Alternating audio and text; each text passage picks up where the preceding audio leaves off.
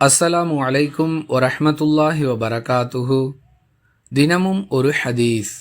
இரவெல்லாம் நின்று வணங்குவதாகவும் பகலெல்லாம் தொடர்ந்து நோன்பு நோற்பதாகவும் உம்மை பற்றி எனக்கு தகவல் வருகிறதே என்று அல்லாஹுவின் தூதர் ஸல்லல்லாஹு அலைஹி வஸல்லம் அவர்கள் என்னிடம் கேட்டபொழுது, ஆம் யா ரசூலல்லாஹ், நான் அவ்வாறுதான் செய்கிறேன் என்று பதில் கூறினேன். இதை கேட்ட ரசூலுல்லாஹி ஸல்லல்லாஹு அலைஹி வஸல்லம் அவர்கள், தொடர்ந்து நீர் இவ்வாறு செய்தால் உம்முடைய கண்கள் பலவீனமடைந்துவிடும், உம்முடைய உடல் நலிந்துவிடும், உன் குடும்பத்தாருக்கும் உனக்கும் நீர் செய்ய வேண்டிய கடமைகள் உள்ளன.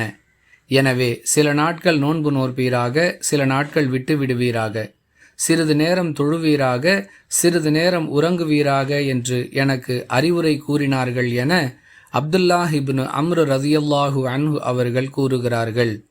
நூல் புகாரி, ஹதீஸ் எண் 1153.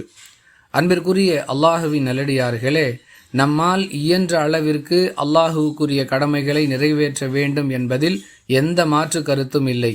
அதே நேரத்தில் வணக்க வழிபாடுகள் என்ற பெயரால் நமக்குரிய கடமைகளையும் நம் குடும்பத்தாருக்குரிய கடமைகளையும் முற்றிலுமாக மறந்து முழுவதும் நம்மை அல்லாஹுக்காகவே அர்ப்பணித்து விடுகிறோம் என்ற எண்ணத்தில் செயல்படுவது மார்க்க ரீதியாக நல்லது அல்ல என்பதை இந்த ஹதீஸ் நமக்கு மிக தெளிவாக உணர்த்துகிறது.